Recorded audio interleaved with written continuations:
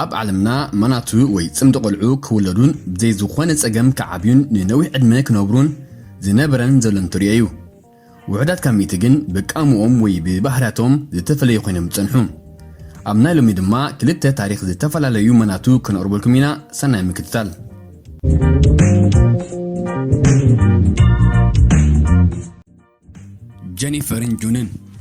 ጀኒፈርን ጁንን ዝተባህላ መናቱ ኣብ 1980ታት ሰብ ደሰካሕ ባህሪ ነይሩወን እዘን መናቱ ኣሓት ደቂ 18 ዓመትን ከለዋ ብዝገበሮ ገበን ኣብ ዝተኻየደለን መርመራ ናይ ስነ ኣእምሮ ጽገም ከም ዘለዎን ተረጋገጸ ድሕሪ ዝፍጻሜ እዚ ዝለዓለ ሕክምና ንኽገብራ ናብ ዓዲ እንግሊዝ ተለኣኻ ንሳተን ዋላ እኳ ኣብቲ ግዜቲ ግሁድ ዝኾነ ገበን ፈጺመን እንትነበራ ኣካብ ግዜ ንእስነትን ኣትሒዘን ብዙሕ ነገር ከም ዝፈጸማ እዩ ዝፍለጥ ጀኒፈርን ጁንን ኣብ ግዜ ንእስነተን ዘ ሳይለንት ትዊንስ ተባሂለን ይጽዋዓ ነይረን ምክንያቱ እዘን ኣሕዋት እዚኣተን ብዘይካ ነንሕደን ምስ ካልእ ሰብ ምዝራብ ይኣብያ ስለ ዝነበራ ብተወሳኺ እውን ክልቲአን ተዘይኮይኑ ካልእ ሰብ ክርድኦ ዘይክእል ቋንቋ ዝዛረባ ምንባር እውን ይፍለጥ እዘን ከባድ ዳዋን ስድራ ቤት ዝተወልዳ መናቱ ኣብ ከተማ ወሊሰን ዓብየን ጀኒፈርን ጁንን ኣብ ትምህርቲ መጽሓፍን ምንባብን ከኣብያን ከለዋ ኣብ ገዛ ግን ብዘይ ዝኾነ ጸገም ከንብባን ክጽሕፋን ይኽእላ ነይረን ንኣብነት ኣብ መጽሓፍ ልዕሊ 10ታት ዲያሪ ጽሒፈን እየን ማስ ንሱ ጥራይ ከምዚ ፔፕሲ ኮላ ኣዲክት ኣንድ ዲስኮ መያሚያ ዝብላ ነዋሕቲ ልብወለድ ዛንታታት እውን ከም ዝጸሓፋ ይፍለጥ ከም ኩሎም ህፃናት ዝተፈላለየ ጾታታት ዝፈትዋ ዝነበራ ጀኒፈርን ጁንን ዘይከም ካልኦት ፍልይ ዝበለ ነገዛእ ርእሰን ስግንጢር ባህሪ ነይሩወን ንግሆ መጀመርያ መን ዝትንስእ ወይ መጀመርያ መን ዘስተንፍስ ብድሮ ክውስናን ከለዋ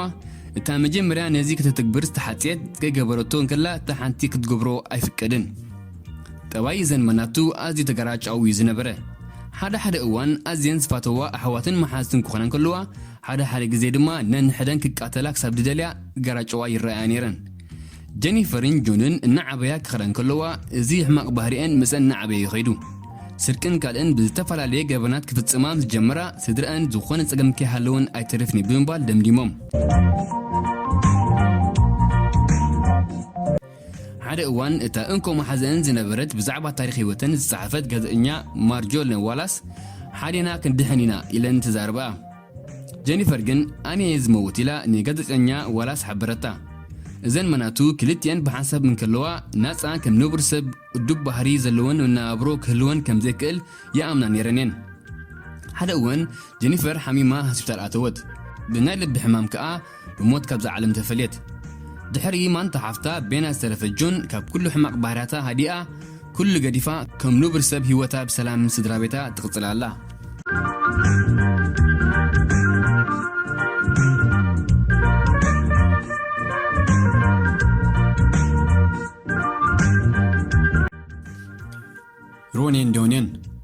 ሮኔን ዶኔን ዝተባህሉ መናቱ ኣብ መበል 64 ዕድሚኦም ኣብ ዓለም እቶም ዝነውሐ ዕድመ ዝጸንሑ ልጉባት መናቱ ተባሂሎም ኣብ መዝገብ ክብረ ወሰን ሰፊሮም እዞም ክልተ ኣሜሪካውያን ዶኔን ጋሊዮን ዝተባህሉ መናቱ ኣብ 28 ጥቅምቲ 1951 ተወሊዶም ኣብ 2009 ዓመተ ምህረት ድማ እቶም ዝነውሐ ዕድመ ዝጸንሑ ልጉባት መናቱ ተባሂሎም ዶኔን ኣብ ዳይቶን ኦሃዮ እትርከብ ቅድስቲ ኤልዛቤት ሆስፒታል ካብ ኣቦኦም ወስሊ ጋሊዮን ኣዲኦም ኢለን ጋሊዮን ተወሊዶም ኣዲኦም ኢለን መናቱ ክትወልድ ትጽቢት ከም ዘይነበረያ ትገልጽ እዞም መናቱ ካብ ሓኽሎም ጀሚሮም ክሳብ ረቓቒቶኦም ልጉባት ክኾኑ ከለዉ ክልቲኦም ሓደ ዓይነት ተዋሂታት ይጥቀሙ በዚ ምኽንያት ድማ ክፍልዩ ይከኣሉን እዞም መናቱ ብዘለዎም ጸገም ክልቲኦም ግቡእ ትምህርቲ ክወስዱ ይከኣሉን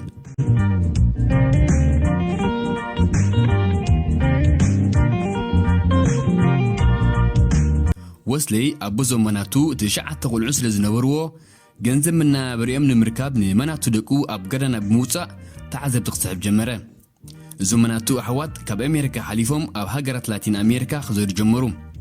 ዕውደቶም ዳርጋ ኣብ ኩሉ ዓለም ዝና ስለ ዝፈጠረሎም ድማ ዝረኽብዎ ዝነበሩ ገንዘብ ንስድራ ቤቶም ከመሓድሩ ጀመሩ ኣብ 1991 ድሕርቲ ን30 ዓመታት ኣብ ምዝንጋዕን ዑደትን ዘሕለፈው ግዜ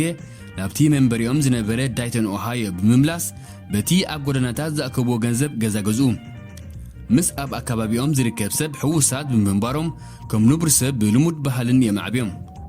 ኣብ ጽምዲ ወይ ድርብ ዊልቸር ዝነብሩ መናቱ ሮኔን ዶኔን ክልቲኦም ኣብ ናይ ቴሌቪዥን ምርኢት ብምስታፍ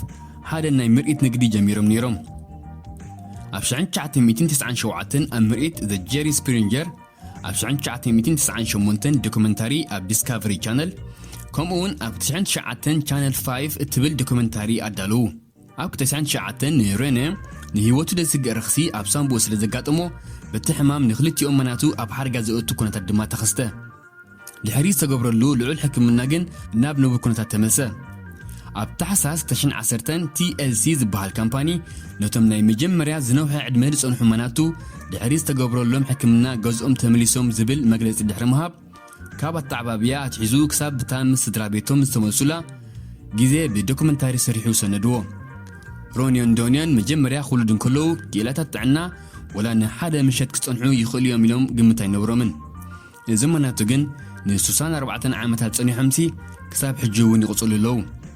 بتماساسالي تاريخ كان ميوم كبروسن حزام زنبورو كلت مناتو جيان كونجوفاني باتيستاتوسي زتبهلو إيطاليان أبشعن شمون 277 توليدهم أبسوسان سلسلان عد ميوم كساب على تموتهم كبروسن حزام نيرهم رونين دونيان 4 أداون 4 محاورن أقارن كلهم كله تتحتواي كفالنا إحنا مجبن أب حالي بزماغلو